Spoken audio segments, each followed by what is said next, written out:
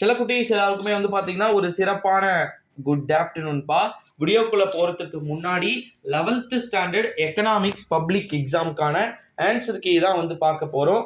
Answer கீயை பார்க்கறதுக்கு முன்னாடி கீழே டிஸ்கிரிப்ஷனில் டெலகிராம் குரூப் உடைய லிங்க் வந்து கொடுத்துருக்குறேன். மறக்காமல் டெலகிராம் குரூப்பை வந்து விசிட் பண்ணி பாருங்க. அதில் வந்து உங்களுக்கான ஃபர்ஸ்ட் 21 மார்க் வந்து பார்த்தீங்கன்னா உங்களுக்கு கரெக்டாக 120 அல்லது 140க்குள்ள வந்து உங்களுக்கு நான் அதில் அப்டேட் பண்ணிடுவேன். ஏ டைப் பி டைப் 2 டைப் கேட்டிருந்தாலும் அவங்க 2 பேருக்குமான ஆன்சர் கீயுமே வந்து பார்த்தீங்கன்னா அதில் இருக்கும் அப்படின்னே வந்து சொல்லலாம். நீங்கள் பெருசாக வந்து கவலைப்பட வேண்டிய அவசியம் இல்லை. ஏன்னா 12th ஸ்டாண்டர்டு எல்லாத்துக்குமே ஒன்று கஷ்டமாகவும் ஒன்று ஈஸியாகவும் தான் கேட்டுக்கிட்டு இருக்காங்க. 11th ஸ்டாண்டர்டுக்கும் அதே ஸ்டெப் தான் வந்து அவங்க பண்ண போகிறாங்க. அதனால் நீங்கள் கவலைப்பட வேண்டிய அவசியம் இல்லை. அது மட்டும் இல்லாமல் ரொம்ப ரொம்ப எளிமையான முறையில் தேர்வுத்தாள்கள் வந்து அமைந்ததாக தகவல்கள் வந்து வெளியாயிருக்கு. 11ஆம் வகுப்பு பொருளியல் எக்கனாமிக்ஸ் வந்து பார்த்தீங்கன்னா ரொம்ப ரொம்ப வந்து பார்த்தீங்கன்னா ஈஸியாக இருந்ததா எல்லாருமே வந்து சொல்கிறாங்க. ஸோ அதுக்கேற்ற மாதிரி பட் டைம் பற்றி இருக்காது. ஏன்னா 90 மார்க் எழுதுறீங்க.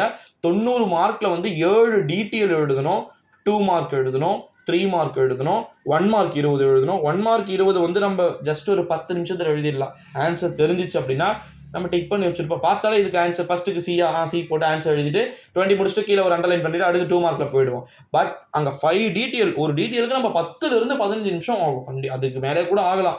பட் இருந்தாலும் டைமிங் 3 hours எக்கனாமிக்ஸ் பத்தாது. நிறைய பேர் ஒரு டீட்டெயில் விட்டுருப்பீங்க, 2 டீட்டெயில் விட்டுருப்பீங்க.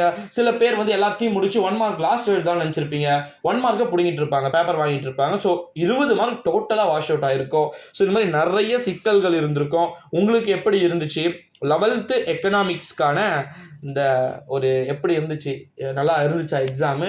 உங்களுடைய விருப்பத்தின் அடிப்படையில் கொஸ்டின்கள் வந்து இருந்துச்சா இல்லை எப்படி இருந்துச்சுன்றதை கீழே கமெண்ட்டை சொல்லுங்கள். இன்னொரு நியூஸு, 11th ஸ்டாண்டர்ட் ஃபிசிக்ஸ்க்கும் இன்னைக்கு எக்ஸாம் இருக்குது.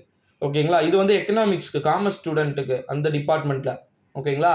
ஸோ இப்போ நெக்ஸ்ட் உங்களுக்கு காமர்ஸ் வருது, ஹிஸ்ட்ரிலாம் இருக்குதுன்னு நினைக்கிறேன். அதுக்கான ஆன்சர் கீ, அதுக்கான இம்பார்ட்டன்ட் கொஸ்டின்ஸ்லாம் அதுக்கு இதற்கு பிறகு வரக்கூடிய ஒரு விதமான காணொலிகளுமே வந்து பார்த்தீங்கன்னா இருக்க போகுது அப்படின்னே வந்து சொல்லலாம். ஸோ மறக்காமல் நம்முடைய சேனலுக்கு ஒரே ஒரு சப்ஸ்கிரைபை மட்டும் வந்து கொடுத்துடுங்க. இந்த வீடியோவை உங்கள் ஃப்ரெண்ட்ஸ் அண்ட் ஃபேமிலி எல்லாருக்குமே A to Z வந்து பார்த்தீங்கன்னா ஷேர் பண்ணிக்குமாறு கேட்டுக்கொள்ளப்படுகிறது நண்பர்களே. ஸோ மறக்காமல் நம்முடைய சேனலுக்கு ஒரு சப்ஸ்கிரைபையும் வந்து கொடுத்துடுங்க. 11th எக்கனாமிக்ஸ் A டைப்பாக இருந்தாலும் சரி, B டைப்பாக இருந்தாலும் சரி, 2 டைப்க்கான ஆன்சர் கீயும் 140 or 145க்குள்ள உங்களுக்கு எல்லாமே வந்துடும். ஸோ மறக்காம சேனலை சப்ஸ்கிரைப் பண்ணிக்கோங்க. நெக்ஸ்ட் 11th ஃபிசிக்ஸ் வந்து அது ஃபஸ்ட்டே அப்டேட் பண்ணிடுவேன். ஸோ மறக்காம சேனலை சப்ஸ்கிரைப்